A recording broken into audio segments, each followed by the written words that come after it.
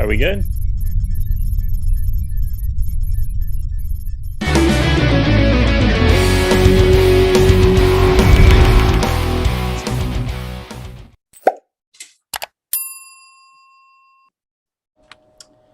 And good evening, ladies and gentlemen, and welcome to another Alex Kirsch Project panel. I'm your host, Alex Kirsch, and tonight we're going to have a very fun-filled panel for you tonight. We're going to be talking about Guantanamo Bay and if Guantanamo Bay should be closed down. If you haven't done so, please feel free to go ahead and hit like, hit share, hit subscribe. Feel free to leave some comments down below and let me know what you think of the show. If you have any questions, feel free to leave the questions in the comment sections, and I'll try to get down to them as soon as possible. Now, before I actually give the back brief and whatnot, or the 30,000-foot view of the history of Guantanamo Bay, first things first, let's go right on ahead and introduce our panelists. The first panelist I have tonight is Wordy. I also have Fresh Faces New Ideas, and I'll also have a good friend who used to be my driver at one point, Justin Norton. You can find Wordy over on YouTube, and you can find Fresh Faces and New Ideas on Twitch. So how y'all doing this evening? Pretty good. Just vibing. I'm also on Twitch too, but I do release videos on YouTube. All right, so go ahead. Yeah, I'm on YouTube, but I don't really use it as much. I did not have the success I was looking for there. It is what it is. What about you, Justin? You got anything?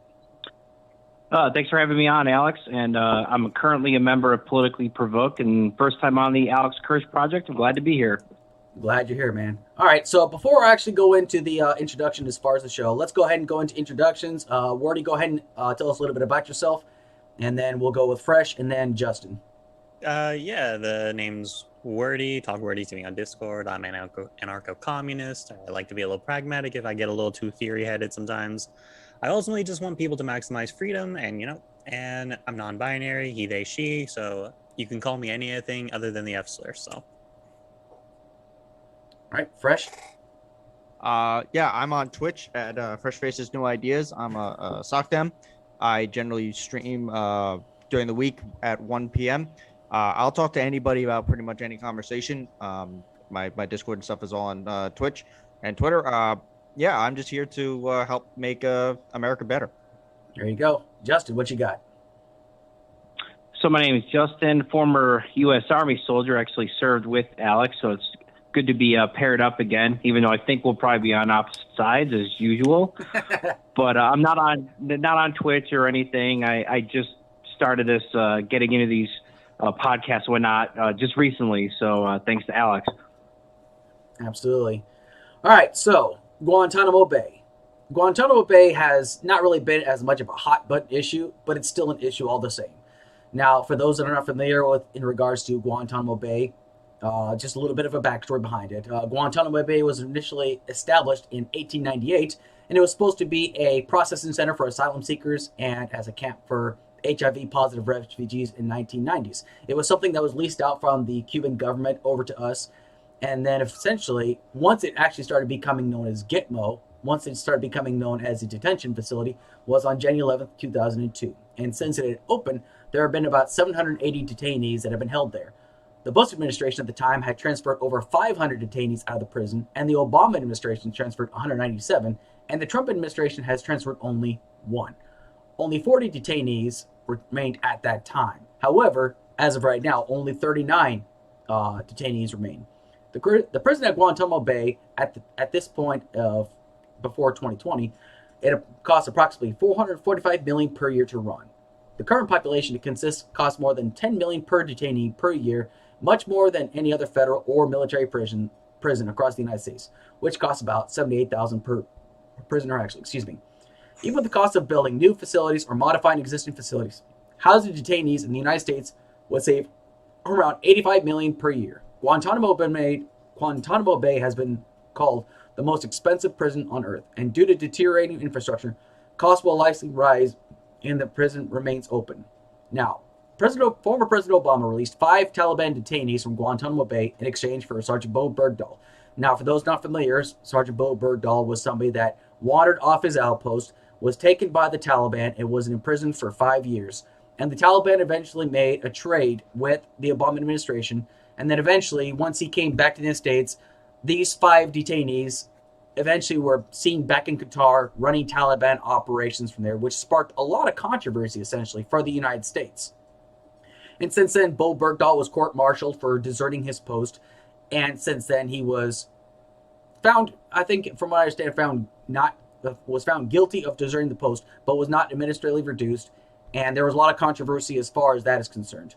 Now, since this administration has taken over, President Biden has taken office, he has transferred one detainee at the U.S. military prison to Morocco. Now, this person is by the name of 56-year-old Moroccan citizen Abdul Latif Nasser. He had been cleared released by parole back in 2016, actually, and he was held at Gitmo for another 5 years. In total, he spent 19 years at Guantanamo without being charged, making one of Gitmo's so-called forever prisoners subject to indefinite detention. Now, there's been a lot of controversy as far as prisoners that have been kept there without charge, without trial, and there's also been records of people being tortured there, people that have died there, people that have died there as a result of suicide, people have gone on hunger strikes in Guantanamo Bay. There's been a lot of controversy coming down to it. Now, during the Bush administration was very specific about making sure, yes, the detainees are well taken care of, but they don't actually have the same constitutional rights as citizens of this country have, which means they essentially don't have the same rights and regulations, and they also actually aren't bound by the same regulations because they are enemy combatants. Therefore, they don't have any constitutional rights. Therefore, they don't need to get a trial in the near future. So as of right now, there are still 39 prisoners that are, war criminals or terrorists against the United States. And this is predominantly those that are found in or detained in the fight against the war on terror. But now there's 39 left at Guantanamo Bay, known as Gitmo. So the question is now, when I come around to the panel, I'm just going to ask you, should it remain open? You can give me your answer, and then you can clarify into it. And everyone's going to get about 5 minutes to give their points of view. So we'll start with Mr. Norton. Go ahead and let me know what you think. Should Gitmo stay open or should it be closed? Yes, I think Gitmo should stay open. Now, I'm not so ideologically rigid that it stays open indefinitely. For example, if there's no prisoners, we would have a pretty solid case to close it, like Alcatraz or any other prison. I don't agree with the cost overruns. I think things should be looked into. I don't agree with the, lack of trials or evidence brought against people. The American justice system is supposed to vindicate the innocent as well as convict the guilty. It isn't just convict the guilty and lock and throw away the key. Everyone there should have had at least some evidence presented against them. I don't agree that, say, Amnesty International should be in there chirping about every human rights abuse and whatnot. The only condition I feel that we should give Gitmo up is if Cuba actually revolts against its dictatorship, and if a free Cuba emerges and they want the land back, I think we should engage in a serious discussion with them to then turn it over to them. That would be the only immediate reason why it should close. But for right now, I think it should stay open. We should house prisoners of war or terrorists there, not on U.S. soil, and keep it open. Okay. Fresh, go ahead and give me your spill on it. Look, I think we should close it. I think we should give them a trial, or we move on. We can't just keep them there indefinitely. Clearly, the cost of this is too much. If we want to worry about selling it back after we close it, after there's no more detainees in it, we can talk about that then. But at this point, it is too much of a drain for not enough of a profit. It's not a good policy look. It's not. We're the torture stuff has moved into the past, but it's still, it's one of those things that now we talk about like, why isn't the water in Flint built? It's just another issue America has to deal with that shouldn't be there. Okay. Wordy, what you got? All right. So, it's real easy running down this line. Guantanamo Bay prison, while it has significantly transformed its purpose from what it was before 2002, right? The problem that comes with Guantanamo Bay is that it does not serve its actual purpose. One, the amount of people that were actually taken for war crimes and all that stuff, the reality is the vast majority of like prisoners were not those. So like the significant minority actually are prisoners, and we should definitely keep those prisoners. But the problem comes with the Guantanamo Bay is not only does it house like the vast majority of its history has been not about actually housing prisoners, but it's been about housing innocent civilians. Two, it has a rampant record of civil rights abuses and a violation of the Geneva Conventions. Three, that like under U.S. law, right, like we have an entire like a what's the word sketchy track record because we've passed multiple legislation pieces in order to try and like keep the secrets hidden about like who we're treating there. And the problem comes is whenever you hold that information back from the public or even like officials who are like supposed to be in charge of it, then it makes it really impossible to effectively see how this government facilities being run. And we see this as the whole tribunals fiasco was happening. So ultimately, the Guantanamo Bay does not provide any significant benefit to the U.S. people, does not provide benefit to our foreign intelligence, and the reality is it should be shut down because it just does not serve any purpose on all levels. Okay. So my take on this is that, yes, I think it definitely should be closed down because, I look at, we've already had our problems with Cuba, and then now they've got their own problems over there in that country, kind of like what Justin was saying. But the reason why I have a huge deal about it being closed down is just for the simple fact that I try to look at the United States as this country that's supposed to set the example. And when you hear stories about people that have actually been tortured, now we'll probably go into the argument later of like what we deem as torture or not. But I kind of go by the Jesse Ventura school of logic where if you waterboard something, it's torture essentially. Khalid Sheikh Mohammed, who was the mastermind behind 9/11, was waterboarded over 100 times, and essentially the argument was given that he gave a viable intel that was actually beneficial. Now, I'm pretty sure that if anybody was waterboarded 100 times, you'll tell anybody anything at that point. That doesn't necessarily mean that the intelligence is going to be viable. Now, people have gone on hunger strikes in, in Guantanamo Bay. Now, you can force people, and I don't know if you'll have seen it. What they do is basically they just stick a tube down your throat and then... No, it's through their nose. It's through their nose, yeah, that's what I mean. They stuck it down their nose and they feed you that way. And I remember the artist, Mos Def, he actually went through that. And he said it was like one of the most horrible feelings ever. Now, there's people out there that might make the argument like, well, these guys are terrorists. Well, it's not so much the terrorists that I'm worried about. It's the people that are not terrorists that we're worried about. Like the gentleman that I brought up at the very beginning. He was not convicted of anything. He wasn't even formally charged with anything. And the argument was made initially that, well, these people don't fall under the Geneva Conventions. These people don't follow under the Constitution of the United States because they're not United States citizens. However, I seem to recall a time where we actually had a guy that was detained down in Mexico, Sergeant Tamarisi. Now, he was detained in Mexico because he had firearms in the back of his car. And he made the argument, oh, well, I made a wrong turn, but that's another topic completely. However, he was held for an extended period of time in Mexico, and people in this country were losing their freaking minds over that.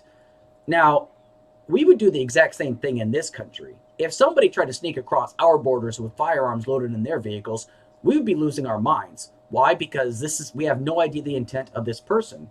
Now, this might seem like a deflection or moving the goalpost argument, but I'm simply saying is that how is it that we can find ourselves to justify what we do if other countries would do somewhat the same thing? Now, I'm not saying that we should be on the same level or that we should play the same games as our adversaries do. However, I firmly do believe that we need to be setting the example. However, it's easier said than done. Now, I do think we should close it just for the simple fact that I just think it's not going to benefit us. The argument, however, and this is one of the first questions I'm going to bring up, one of the biggest concerns of us closing down Guantanamo Bay, right, is then eventually the argument can be made that we need to bring them over to our country, try them in our courts, and stick them in our prisons. However, there are people that have these concerns that, well, the second you start bringing them over here, then you're going to bring their followers into our country, and then they're going to start wreaking havoc across our country, and not necessarily in the hopes of breaking them out of prison, but just in the hopes that eventually we might break them out or release them just so these attacks might stop. Now, this being the United States, I mean, for crying out loud, I mean, you hear about a terrorist threat, the whole country goes on lockdown. So, Fresh, do you think it's a kind of a legitimate concern that people might have if we start bringing these terrorists or people that are accused of war crimes into our country? Do you think that might be a concern? No, that is one of the craziest things I've ever heard, for a whole number of reasons. Now, if we really want to argue, oh, well, we have to house them in our own prisons, let's do it. Our prisons are private, which is an issue of itself. It's going to make somebody money, so somebody will happily take that $10 million that they're spending on these people now and put it in there. I guarantee you prisons lining up to do that. And if that's your issue, then just set up a courtroom and try them in Gitmo, or set up an area there and try them there. But they do need to have a trial. As for So specifically, they were trying to do tribunals, and what the problem comes is that basically there were barriers to it at like every single level. Like they were trying to hold the tribunals, and then the Supreme Court or whatever court was saying like, hey, you got to do this so we can keep it going. But the reality is the vast majority of the tribunals were not held, and they were just like released without ever being charged with a crime. So basically is the entire process to even like legislate or like rule through teaching them, then it or like trying them, that was never put up. And so basically a lot of these prisoners have just been sitting here for so long without an actual trial at all. Well, that's ultimately my issue is, if you're going to you can't just keep them there. If you're not going to try them, like if we really want to settle this, it's very easy. You pass a law saying you cannot hold them indefinitely without a trial. If you're not going to actually charge them and bring them to trial, there's no reason to be holding them, because now you're wasting resources on doing nothing. As there's been proven that torture is not a super effective way. When you're referring to the guy who got waterboarded 20 times, John Oliver did a piece on this like 4 years ago, where he was referring to one of the cases that that came out of Guantanamo Bay, and it was a guy who basically said that there was like this Sharia Muslim court terrorist cell in like Alabama. It was like in the middle of nowhere, and they wasted all these resources to look this up, and they couldn't find it because it wasn't a real thing. So look, as for their followers are going to chase them to the mainland and do havoc there. The actual terrorist attacks from foreign adversaries on U.S. soil has since 9/11 is like 4. At least in the last couple of years, there's been like 3 in total. So the actual people who cause terrorist attacks in this are not the people who are going to follow these people. And as for them being radicalized, they're already going to be radicalized online. This is not them moving is not going to change how it happens. Okay. Word, you got anything else to follow on with that? I mean, it really comes down to is like the courts have already said we need to hold the tribunals, but basically at this point, I'm pretty sure the government has just refused to hold them. And so like I remember that one guy who was held there until 2015 for like 15 years or 13 or whatever. And he was held there without having an actual crime being brought up to him. And this is the problem, right? Is the Guantanamo Bay basically gets to exist on its own like authority, and the president can basically just do whatever he wants there because he's been denying all these different facets. But the Supreme Court has said, no, you don't have unlicensed authority. No, you don't get to deny the Geneva Conventions. No, you have to hold the tribunals. Like every single level has all said, you have to do this. And then the Guantanamo Bay keeps like refusing and like failing to follow its rules. But do you think the concerns that these people might have is genuine, that like if you start bringing people over to our country, then you're going to worry about these threats that are going to come and follow them? Do you think that's a legitimate concern? The problem comes around that is it's fear mongering, because a lot of people see Muslim people as like terrorists, just like Muslim people in general. So whatever argument that they're going to say that they're going to bring terrorists, it's never been demonstrated. We probably had terrorists come into this country at some point we didn't even realize, and we see what happens. Nothing.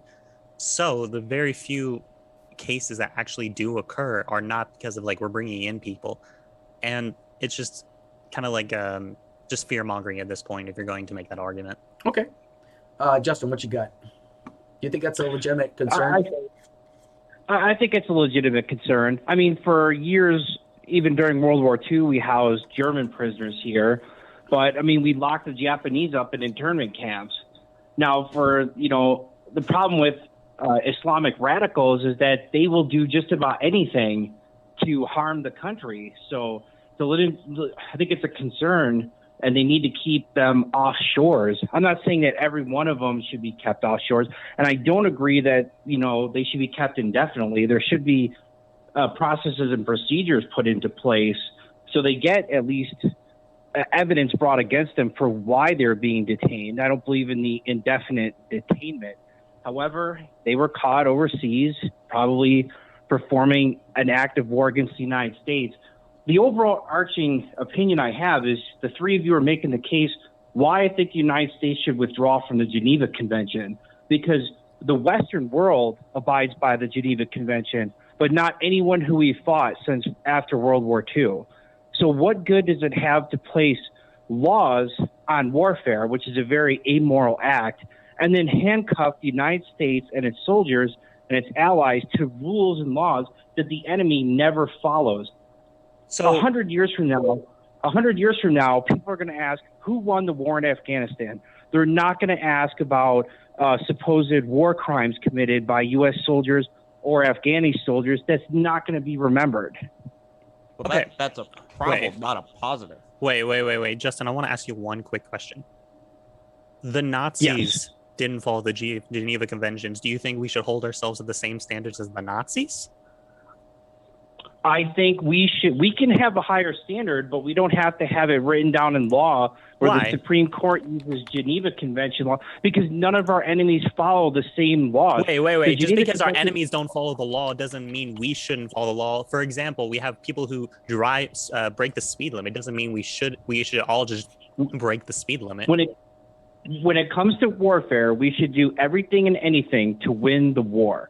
If that means bombing civilian structures and bombing cities into the ground and killing civilians, then that's what we do. Wait. So let's go down this line. Okay. So basically what you're telling me is it's okay just to kill anybody, even the people who don't even have a choice in the war itself, right? If you look at Assad and the whole gas attacks, right? Do you think it is moral to us commit gas attacks when it causes undescribable amounts of harm?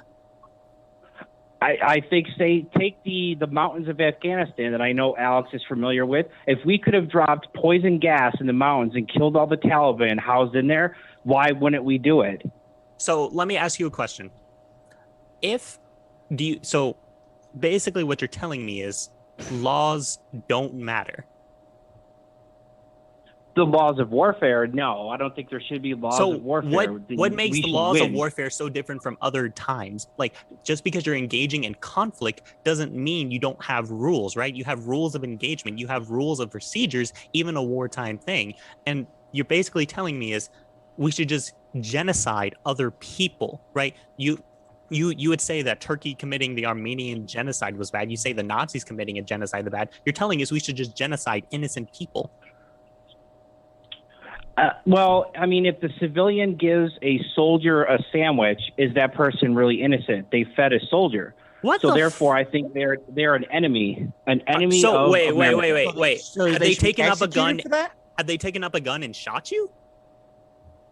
If they fed a soldier, they're an enemy. And the only way to really break the enemy's back is you have to crush them. Wait, that doesn't work. But that's not even. No, that's not even. No, that doesn't even. That doesn't even work. No, straight up. The problem that comes is, why people get radicalized? Because we keep bombing them. Yeah, I can hear you. I'm just... Okay, I'm sorry. Because we're saying the same thing. So yeah. So what happens here, Justin, is your entire thing that you're talking about, we've done. We've bombed innocent people. We've killed them time and time again. Not enough. Not enough of them. Wait. You're just saying we just have to eradicate everybody. But the problem comes is you can't eradicate everybody. So if you can't eradicate everybody, then people will survive and they will get radicalized and then they will commit more terrorism because we are bombing them, because we are killing them in mass droves. They are getting radicalized because they say we are the enemy. If we want to stop them hating us, we need to stop bombing them. It doesn't matter if they hate us, as long as they fear us. And that's the problem. They don't fear us enough. If we start obliterating their cities, they will fear us enough to not attack. We've obliterated their cities. First off, hold on. Stop. Let me go with this. First off, obliterating cities is one thing. It's kind of what we did in Iraq and in Afghanistan. Also, you keep saying that they're going to hurt us. Do you know statistically, the people who are more likely to commit a terrorist attack are not people who are from are Muslim Americans. It's most likely a right winger. So should we start annihilating right wingers? Is that what you're advocating for? Because they're the people who are causing the terrorist attacks in America. Well, American civilians fall under the U.S. Constitution and those rights and procedures. Overseas, they do not. So we should just bomb everybody except for America because we believe that they could be harboring somebody who could potentially cause us pain in the future. No. So we shouldn't bomb everybody. We should have calculated strikes. For example, if the war in Afghanistan, which is deteriorating, I would recommend wholesale bombing of Afghanistan. So you're making two claims here. You're making we need either precise strikes or you need targeted strikes. Which one is it? Do you want to do all, or do you just want to target specific groups or areas? We target the enemy. If the enemy is the country of Afghanistan, we attack Afghanistan. So that's genocide. You're advocating for genocide. You're advocating for genocide. Yeah, that's advocating for genocide. All right. So let me ask. Let me ask. Finish this point, but we're getting off tack. I'm sorry, but we're getting off subject. But you can finish this part, but we're kind of getting off topic right now. So.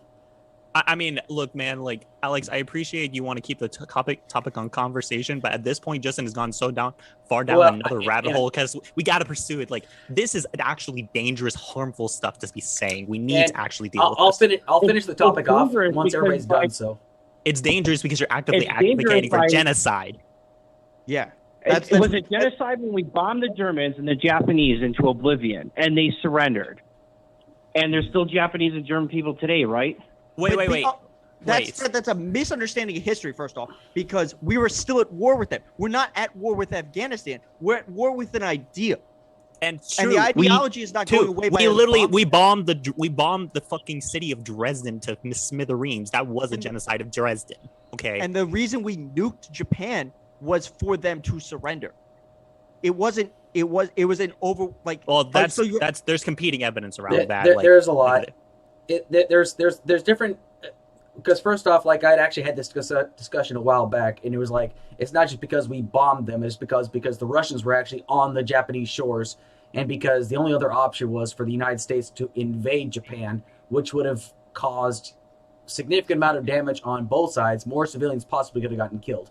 But like, so when it comes down to this topic about like bombing cities, right? The whole shock and awe campaign, I get why it's done. Okay, it's not the most popular decision. It's necessarily to kind of like, in our law of war, you're supposed to bomb everything that's going to take the willpower out of the military. That's why we target military structures. This is why according to the Geneva Conventions, we cannot bomb a hospital. We cannot bomb a place of religious worship unless the enemy is using it as a tactical advantage. That's the only time you can do it. And that decision has to come from a much higher level. Like a company commander just can't make that decision. That decision has to come up to a much higher level unless he feels there's an immediate danger. But even then, there's going to be an investigation afterwards because everything is so, the media has a lot to play into like what goes on because anytime you hear of a situation that takes place in Afghanistan, the media is going to hear about it. And social media is rampant. It doesn't matter what corner of the earth you're at.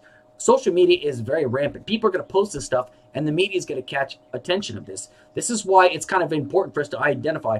Okay, so, and I understand where Justin's coming from, okay? Not that I agree with it, but I understand what he's talking about. I'm simply saying that if you want to break the will of the enemy, it's kind of like a principle from Sun Tzu. If you break the will of the enemy before you lose a soldier, then that's a true victory. A true victory, however, is if both sides, if you can win a war without anybody losing a side, that's a true victory. So okay, but the problem comes, Alex, is that even if you continue to bomb them, we see what happens when we bomb them. Even like before we had it, like more people get radicalized, more terrorism's committed. So it doesn't solve the issue if we just decide to like bomb entire areas. Well, I don't disagree, but that's the problem though, is because the reason why it doesn't really work is because in places like Afghanistan, right? Now we talked about this last week in my last panel on Afghanistan. We talked about like how there's different cultural differences as far as Afghanistan is concerned, because you got tribal leaders with different customs, you got different courtesies, you've got 6 different warlords all across the country of Afghanistan that might react differently to U.S. presence and whatnot. Some of them won't necessarily be bought because you can just give them precious gifts or you can give them money, stuff like that. Some of them, it requires a little bit more level of trust. That's actually how you win, based upon trust that you gain from the warlords, because it's a very big cultural thing. Now, that's not to say that a shock and awe campaign couldn't work in another region across the world, because that's what separates most other worlds with, like, for example, an Afghan region where there's an ideology that's kind of following behind it. So that's why the Taliban is actually trying to get good faith with the warlords. But once we leave, though, now the Taliban has to worry about, okay, well, now that they're not united against the United States, now they're going to be fighting against each other. I mean, that was something that was talked about last week. But go ahead and finish your point, and we got to get back to the topic. Yeah, so I disagree with you. You muted. You're muted. What happened? I didn't mute anybody. Yeah, I think it's on his end. Give me a second. Can you hear me? Yep, go for it. Send it. All right. You say you disagree with me, so send it. Yeah, so the problem comes, it's not a specific culture that leads to further radical. What? Can you hear me? Okay. Yeah, I can hear you. I don't know what the fuck's going on right now. So the problem comes that specifically different cultures don't actually produce more or less radicalization. It's specifically the experiences of those groups that produces the radicalization.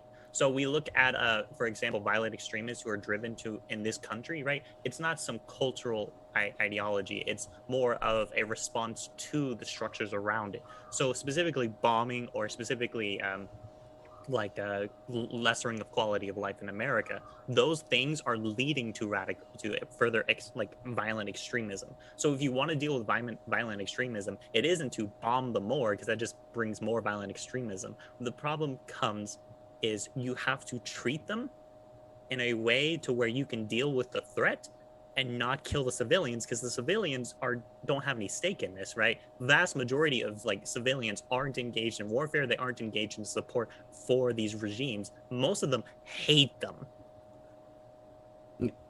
But again, okay, so that's like a whole different topic. But I get what you're saying. But for those that are kind of watching right now, if you want to, feel free to go on to my panel last week from Afghanistan. We go into more detail. I actually had a geopolitical expert on there last week. So, all right. So my next question, as far as for Guantanamo Bay, okay?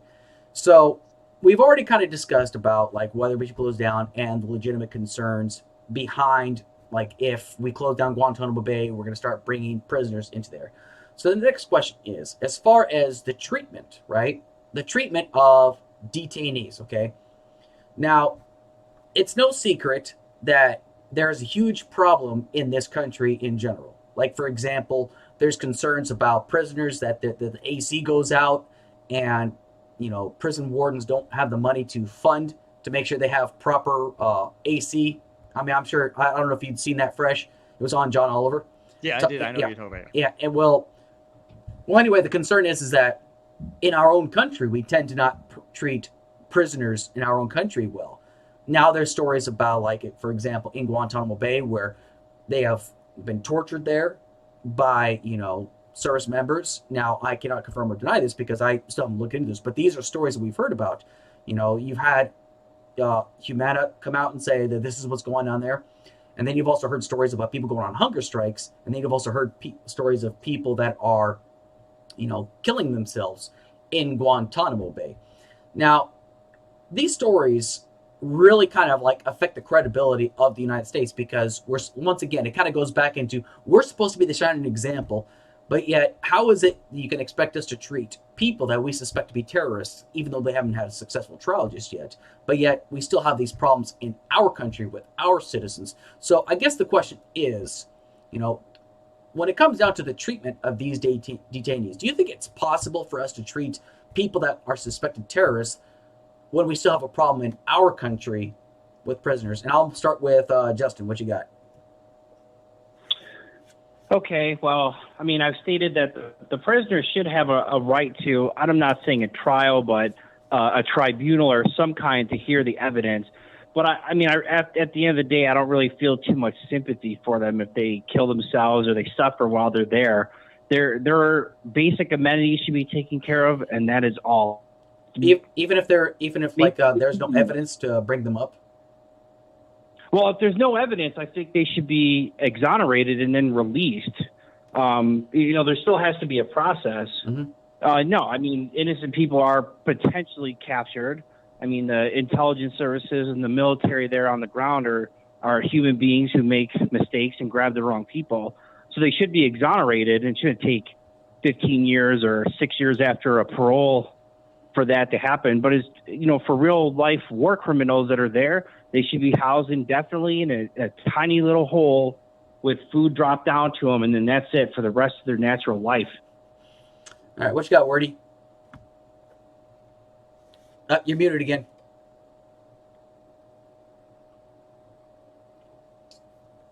All right, there, I hear you now. Yeah. Switch. I'm having some issues with my. No worries. Yeah. So basically, what you're saying is, if these people are innocent, then we should treat them like human beings, and you don't have much sympathy for people who commit suicide, right? Suicide is a process of feeling hopeless about the world. So why do people feel hopeless? Well, they're being held unfairly because a vast majority of them are never tried or never charged with a crime. They're never tried with a crime. So they're innocent, right? Innocent until proven guilty. So basically, if you hold these guys for no reason and you don't ever try them or charge them or convict them of anything, then the reality is they are innocent. And the vast majority of the people who are released go back on just to lead lives. Like, there is such a significant minority of the population that are actually like terrorists that it doesn't make sense to treat everybody else because this significant minority itself. Can you kind of go back to the question I'd actually asked, though, is like, if we can't expect to treat our detainees like prisoners in our country, how can we expect to treat people that are from like a different country? Like, I guess I'll kind of reword it a different way. Like, regardless of what they might be, accused of, should they be entitled to the same rights?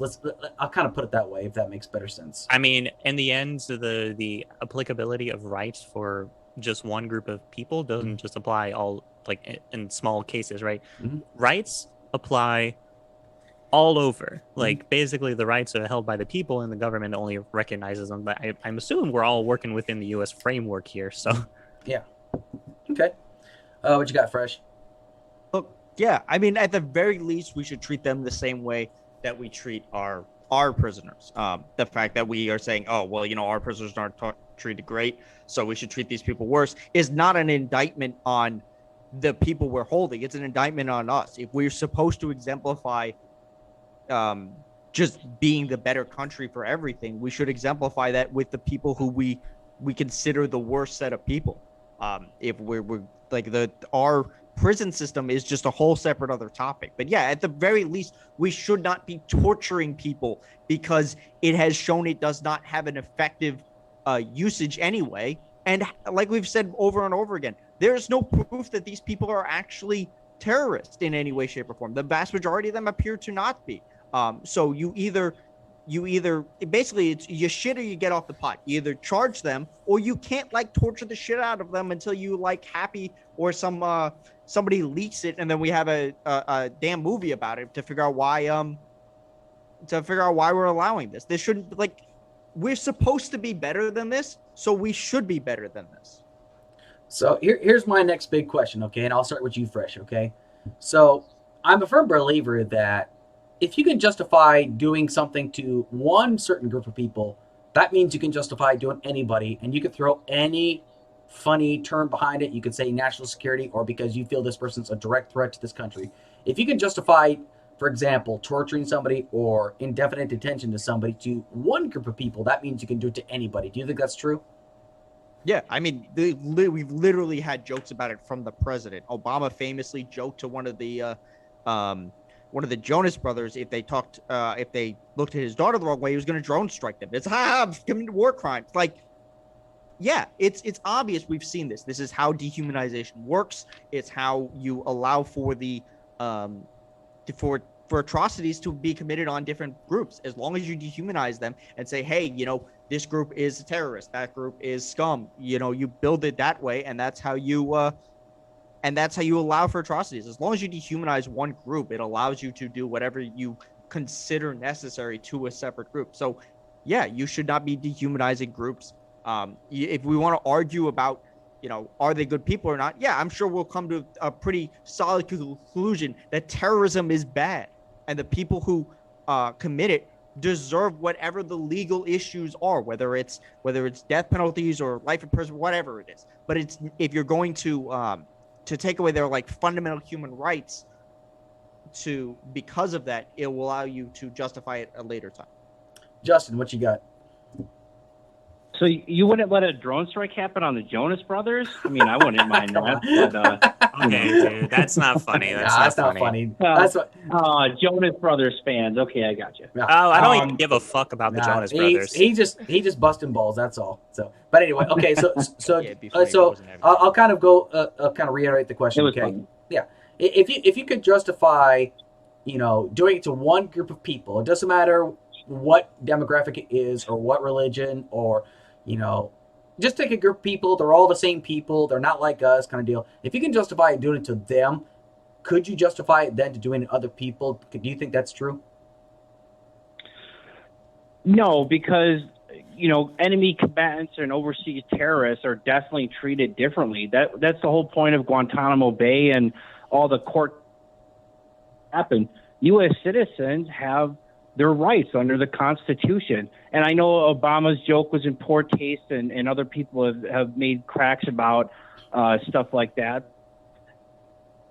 Citizens are going to be protected or vindicated at some point afterwards. I mean, we've had atrocities on U.S. soil, Ruby Ridge, and other things that were government people were held accountable for what they did. But as far as the problem I have with charging them with crimes is we nabbed these people in an overseas combat zone. In World War II, we didn't charge German soldiers with war crimes. They were just held in camps until the official declaration of the war ended. Unfortunately, the war on terror is still ongoing. That's why if you just nab an enemy Taliban soldier, 20 years old, and now 20 years later, the dude's 40, hasn't been charged with a crime. Well, the war is still ongoing in Afghanistan. The government we propped up still under attack from the Taliban. So unfortunately, they sit there, not indefinitely, but until the war ends. Maybe after we withdraw, we would consider releasing them. Okay, Wordy, were you done, Justin? Yes. Okay, so Wordy, before you address that, answer the question first, and then you can kind of respond to Justin, okay?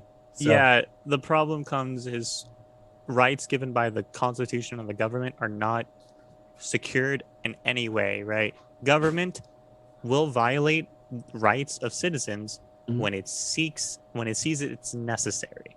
We see this with all the different moments that have occurred, not just like a violation against terrorists, but by violations against citizens, like the BLM protests. We see what happens is the process of being arrested, being attacked, and being harmed whenever the protests are peaceful, and ultimately the rights given by the government are not stable. So my brain is kind of like stun locked at the moment. But now you can respond to Justin, so I can tell you're like chomping at the bit for that. So I'm just like, the problem comes is when it. So Justin, I want you to answer me one quick question. The U.S. government has a history of violating rights, even the rights that it gives to its citizens. Do you think we should rely on the U.S. government to determine what rights that we do and don't have? No, of course not. I mean, that's why I have firearms to protect my household from ATF agents or the FBI if they want to storm my house. I see what you're saying. I mean, I agree. The government is a major violator of rights, but in the U.S., at least in the U.S., for U.S. citizens, there's some sort of vindication. There's lawsuits afterwards. There's exposures. There's, when police officers commit crimes, those police officers end up being caught and go to jail thanks to body cams and that's factually incorrect. That is true. The vast majority of police crimes that are caught for committing actual crimes, 35 of them have only been convicted in the thousands of police officers. The problem comes even though you may have some quote unquote process. The reality is the process, if somebody gets killed, that person's already dead. That person has died, and the only thing you have now is to say, hey, let's hope that doesn't happen in the future. Rights get violated, and then we have lawsuits to try to make sure the rights are held further. But the reality is every time you try and protect those rights, if it's in the incentive of the government, they're going to violate them, regardless of their terrorists, regardless of their citizens, because in the end, it's about control. I agree. So I think what you're trying to, get at with the U.S. government. However, the distinction between me and you is I still don't think the terrorists have rights. That was my point on the Geneva Convention. They could sit there indefinitely. So, I mean, I think everyone what if should be they're brought not against terrorists? them. So they're Enemy combatants, terrorists. they're human beings, right? Sure. So if they're human beings, then under Geneva law, they have Geneva Convention rights. For now, yes. I mean, the Supreme Court ruled that some Geneva Convention rights do apply to them. Well, they ruled that the Geneva Conventions do apply to them pretty much all over. They supplied a specific convention. I'm pretty sure it's Convention 4, where they say, hey, these are still people, and they still need to be treated with Geneva Conventions, right? If you treat the worst of the worst, which in Guantanamo Bay, the vast majority of them are not terrorists. So basically what you're saying is because there's this small minority of terrible people, then we have the rights to treat every other innocent civilian as a terrorist and like torture them and kill them and murder them and make them commit suicide. I think if they were captured, I mean, there's probably a good reason for it. They were at least in the combat zone actively attacking U.S. soldiers. It's usually how they were caught. Wait, no. The problem comes is they are arrested in certain areas. They are suspected with a crime. And the reality is they aren't actually ever tried. The information, the evidence to support that they are actually committing a crime does not exist. They create this trumped up charge in order to justify arresting them because they suspect they may be related. But the reality is the vast majority of them, no.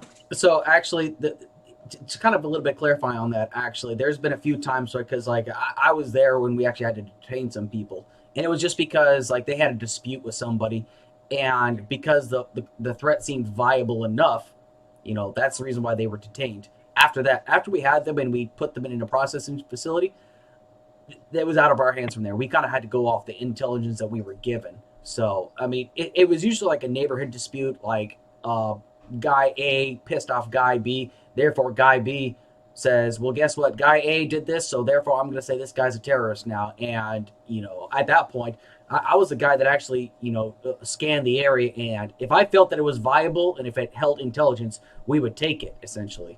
So, well, but that demonstrates the issue with intelligence, it right? does. Is there's a level of bias that exists But just towards all people in that region. At the same time, though, is like you have to take every situation seriously. If you feel like this person might be a viable enough threat, because even if it's like if you get told tomorrow, like if a guy down the street is a convicted felon and this person is a bad person, and you might have some people might have a little bit of skepticism and might kind of look at that person in a different light, essentially. But then, like, consider the fact of like how terrorism is such a big thing, especially like insurgent forces where they lay down like IEDs in this area. If you hear about it enough and if it sounds plausible enough, you still have to act upon it. Even if it's not true, you still have to act upon it because you don't know if this person really is a threat or not. It's kind of hard. But that's why you have to perform like atmospherics. You have to perform key leader engagements in those areas. You can detain them, sure. Yeah, but you don't need to send them to Guantanamo Bay. That's my entire. But the thing is, ultimately the difference. We're talking about the next step. Yeah, I'm saying not everybody goes to Guantanamo Bay. Well, we're talking about the next step. Well, that's what I'm saying though. Is like after the unit apprehends them, once they turn them into like an apprehension zone, it's out of our hands from then on. So, I mean, I'm just saying that might usually be the case, and I'm not saying it's a good thing. It's just something that we're just kind of following. So that kind of carries on to my next question. I'm sure everybody remembers like the situation in Abu Ghraib, right? Everybody remembers what happened in Abu Ghraib in 2004. I'm 1998, dude. I'm 22. That was the torture. Yeah, it was. That's where a lot of torture took place, and there's some of this same kind of torture possibly took place in Guantanamo. Where the movie is based off of? There was a movie kind of done about the whole torture sequences. Well, are you talking? Is that Kristen? Is it the Kristen Stewart movie? One? I'm not sure. It's the redhead one. I couldn't tell you. All right. Anyways, keep going. It's like Site X-ray or whatever it's called, or something like that. But anyway, yes. Long story short, so It's believed that some of the same situations that took place in Abu Ghraib also took place in Guantanamo Bay. Now, the soldiers at Abu Ghraib had said that they were ordered to do so, okay? And they were told, if you don't do this, we're going to do this to you, okay? So I'm going to start with Justin, okay? Now, do you think that if people are told to do something, even though you are bound by the rules of engagement, bound by the Geneva Conventions, even if you believe that these people are bad people, do you think that's a good enough reason to, waterboard or strip people naked or, hook them up to machines that might give them some shock therapy, even though you don't know who these people are, but you're told to do so? Do you think that's good enough reason to do that? There's been psychological studies done where people obey orders of those over them, even in the most, horrible of situations. Mm-hmm. So I don't say that's a good reason to do it, but yes, people will do it. Especially soldiers, we're conditioned to obey the orders of our superiors. Now, it says lawful order, but when you hear a command from, a battalion commander saying, hey, we're going to bring you in, you're going to waterboard this guy, a lot of people are going to think that the order is lawful and they're going to go through with it and do what they're told to do. And unfortunately, that's just human nature. There were studies done after World War II when they brought in civilians. I forget the name of the study, but it's a famous case study where they would pretend to be shocking people and they shocked them to death. Although, of course, the other person never really died. But it was because the doctor was telling them, shock them, increase the voltage, shock them. Mm-hmm. And everyone did it, knowing full well that it would end up killing the other person. It's just human nature. It doesn't justify the behavior. The soldiers should be. I remember they were charged with dereliction of duty and some other things. Yep. But yeah, that's basically what had happened. Yeah. Well, and to be fair, normally you're not going to grab Joe Snuffy over here and he's not going to do the waterboarding. You're actually somebody that actually has to know what they're doing. That's why they have a SEER school. They actually have people that are certified to do it because it actually could kill somebody. So, Wordy, what you got? That same study that you're referring to, the problem that comes with that study is actually people were fighting against the rules in that process, right? They were actively saying hey, this is going to kill them. And even though they eventually did make that decision, it's not just human nature just to follow rules if you think it's morally wrong. There is some level of coercion because they think, hey, maybe I'll get in trouble if I do this. And that doesn't justify the behavior still, right? We could follow this line of logic. We could say, well, Hitler told Nazis to genocide the Jews. I guess we're just going to genocide the Jews. Fundamentally, I reject this idea that just because somebody gives you an order to kill a bunch of people, you're going to get in trouble. You remember, what's the movie with Tom Cruise? You talk about A Few Good Men. Yeah, A Few Did you Good order Men. the code red? Yeah. Just because somebody orders you to do something does not mean it is morally or legally correct, right? The law is the law. If you break the law, there are consequences. If you supersede the law in terms of efficiency, what you perceive to be efficiency, that efficiency usually does not actually work. You just think it's good because you think in your mind, in rationality, that it's going to produce some good result, and it's not. All right, Fresh, what you got? Look, I agree with Wordy. This idea that using that because somebody told me to do it, I'm going to follow it. There's going to be people pushing back, and if you truly believe something is going to be wrong, then you got to stand by your morals. Your morals are, I think this is wrong, and I'm going to go down with these. And then if you do get fired or whatever, you take it to the press. You take it to you make this stink about it to prove that you are correct, or you're willing to be culpable with something that is not correct. I understand, look, you're trained to listen to it, but my brother's a Marine. I can't imagine you guys were just taught, you follow orders. It doesn't matter what exactly it is, if because what's to stop you from saying, okay, well then why do you have to execute this small child? It doesn't make sense. There has to be some level of thought process to say, hey, this is morally wrong, and you have to follow it. And the issue shouldn't be on just the person following the order, just the specific officer following the order or whatever rank they are. It comes from the higher ups who know it's wrong. At some point in that chain, somebody's like, you know what? This is the rule, but fuck it. We're going to do something else about it. I'm going to step back, right? Yeah, go for it. Take the place, Fresh. I believe in you. Okay. We'll chat after this. Yep. But like that's where I think it is. It's at some point up the chain, somebody's going to realize it's wrong, and they're going to decide to make their own decision. And then the best thing is somebody along the lines to say, no, this is not an acceptable response. Well, and that's kind of like the reason why I asked that question is because it's actually in Army regs where anytime you're handling an enemy prisoner of war, there's 5 things you got to go through. And the first step you got to go through is you got to search the person you have. Then you got to segregate them from other people so that way they can concoct a story to each other. And then you got to silence them to make sure that they're not speaking to other people. And you got to separate them. And then you also got to safeguard. Safeguard is a very important word because once you actually have them in your possession, they become your responsibility.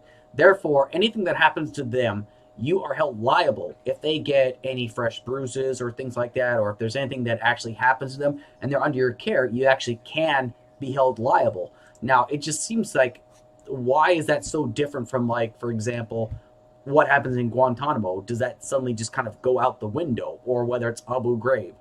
Because what happened at Abu Ghraib, right? It's not so much, it's bad that what they did, because at one point when I was younger and more immature, I thought I didn't care because these were bad people, right?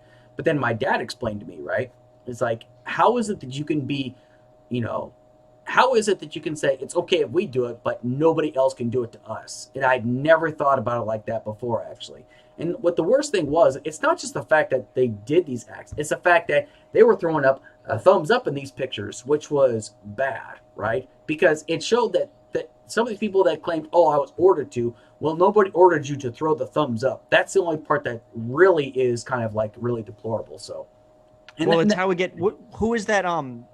That Marine who Trump pardoned, the guy who got convicted, and his unit would file down his sniper rifle so he couldn't, so that when he would shoot, the bullets would go off, so he wouldn't kill so many civilians.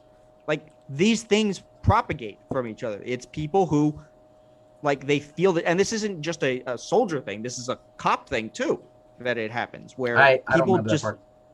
I can look up.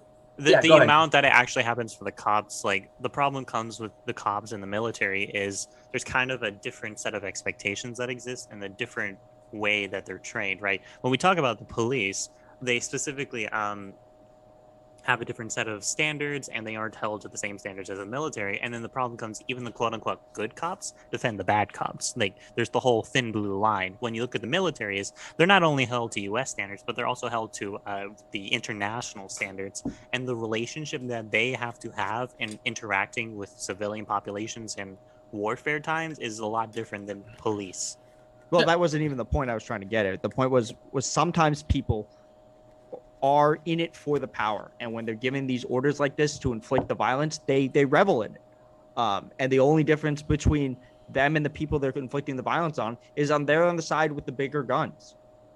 That's what it comes down to. If you're capable of inflicting violence for the pleasure of it, you could do it for either side. You just happen to be on the side that has the bigger guns, so that you're on the quote unquote good side. And that's actually going to kind of play on to my last question before we get ready to close this thing down, okay? So, even though we can all agree, yes, there are some terrible things that have come out of Guantanamo Bay, right? If you look at, for example, the gulags that took place in the USSR, you can talk about the labor camps that took place in the DPRK. You can talk about, like, the re-education camps of the Uyghur Muslims right now in China. There's plenty of other prisons right out there that do terrible things to the detainees, right? Now, people could say, oh, well, it's not nearly as bad over there. However, my final question is that should there be, like, a standard that we take these prisoners in? For example, even if we are not sure if these are actual bad terrorists, right? What should the standard be that we should, when we hold these detainees? Do you think there should be a standard? I mean, should it be like, should we just treat them better, or should we just, treat them as, like, harshly as possible, but still make sure they're getting taken care of, the proper medical care and whatnot? But what should the standard be? I mean, that way we don't reflect around the rest of the world. I mean, go ahead, Wordy, what you got?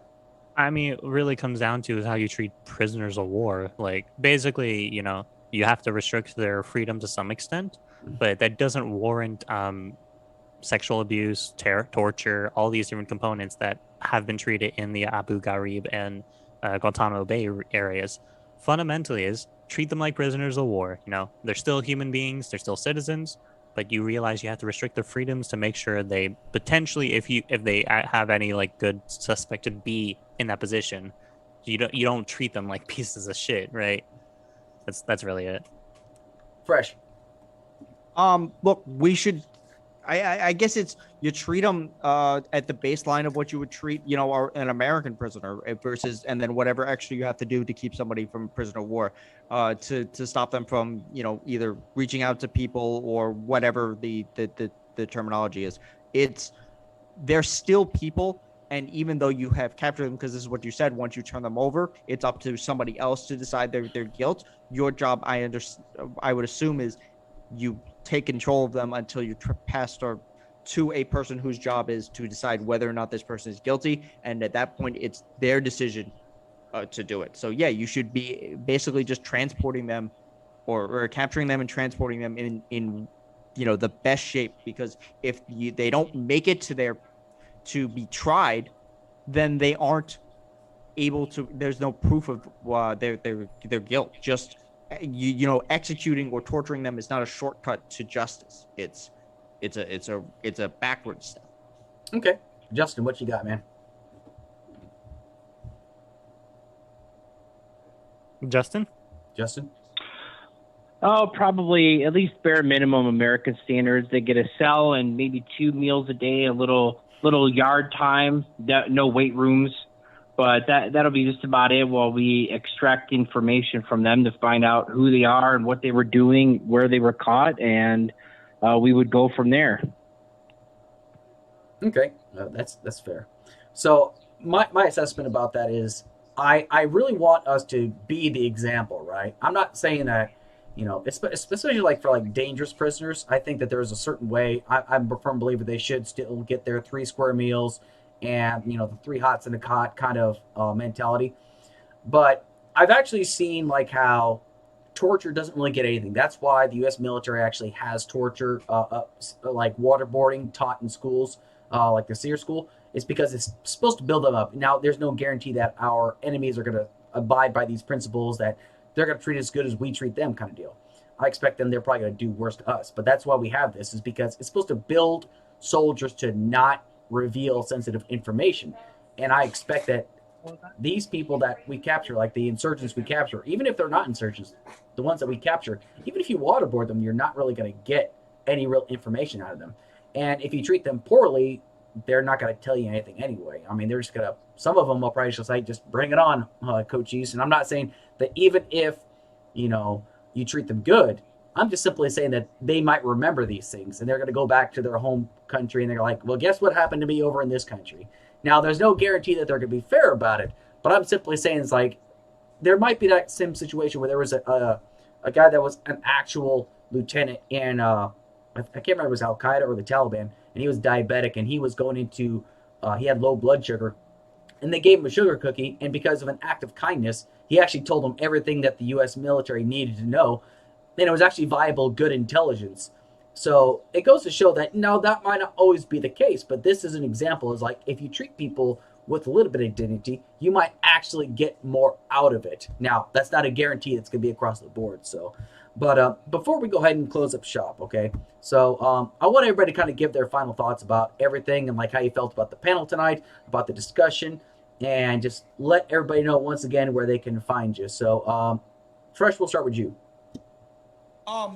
I appreciate you doing this. I like this more than the last panel I was on, mostly because I was having some other issues. But this was good. I'd like to come back to some of the other ones that you do. As for the actual topic, I don't think Guantanamo Bay should remain open, especially at the cost it is. I don't think it's effective for what it's supposed to do. If you're going to hold these people, you need to try them or you need to release them. You cannot just hold them indefinitely, because that is against just this American system that we're supposed to uphold. As for having them come back and leading to terrorist attack, there is no data that would prove that that these people are these. When I say these people, I mean the Muslim followers is kind of the camp they get lumped into, are inherently violent or inherently likely to cause a terrorist attack. The data shows almost instinctively the opposite. And as for where you can find me. My name is Fresh Faces New Ideas. You can find me on Twitch at twitch.tv/Fresh Faces New Ideas. You can find me on YouTube at Fresh Faces New Ideas. And you can find me on Twitter at Faces Ideas. I had the links to Twitch, YouTube, and my Discord all in my bio. I stream 1 p.m. during the week, and I will talk to anybody pretty much at any point. So if you guys have any other conversations, you hit me up and I'll do it. But I do appreciate you having this, and I would happily come back again. Absolutely. Wordy, what you got, man? Thanks for having me on. I appreciate it.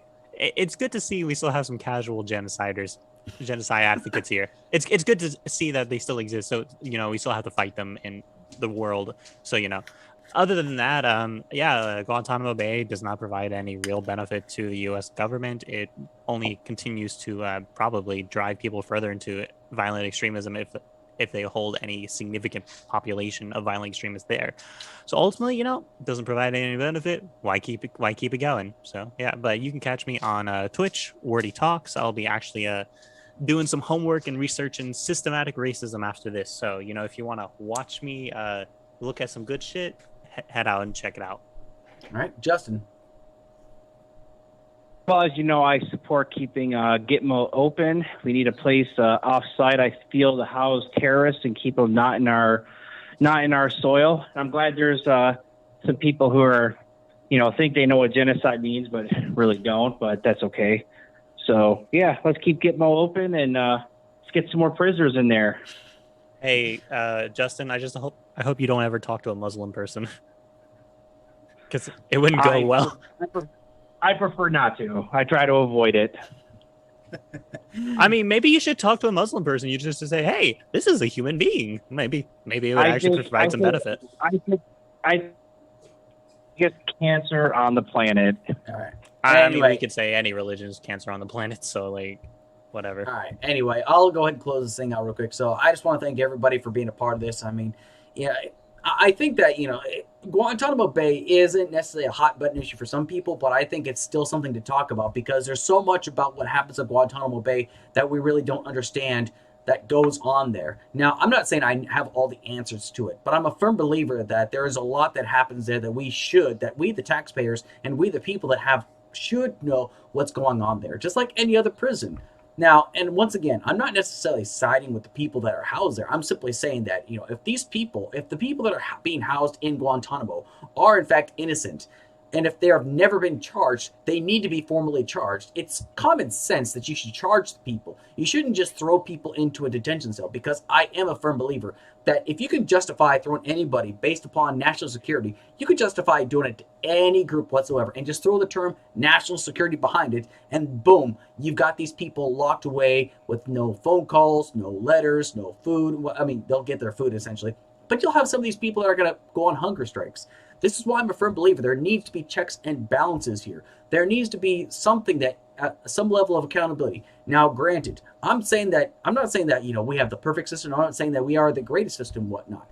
But I am saying that we have the ability to make these changes to make it better. Now, should we keep Guantanamo Bay open? Well, it's not really my decision. That decision comes way above my pay grade. However, at the end of the day, I really don't think it provides any more than a tactical advantage. Essentially, like, for example, if we need the Navy to come by and refuel and restock and whatnot, and then they can kind of press on. That's about it, though. But as far as, like, a prison site, I just don't think it's really beneficial anymore, because I feel like there's so much that we're hiding away from the rest of the public. And honestly, if we want to be the beacon of the world, and if we want to be the ones that set the example, we should be willing to have people come in and to see what goes on there, just like any other prison across the United States.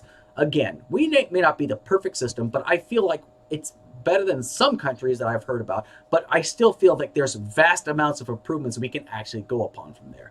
So hopefully everybody got something out of this podcast. If y'all can just hang around real quick afterwards, I really appreciate everybody's contribution to this podcast. I really, really want to thank everybody for coming here today. So once again, thanks for jumping on. Just hang around afterwards, and I will talk to y'all later. Y'all have enjoy the rest of your evening.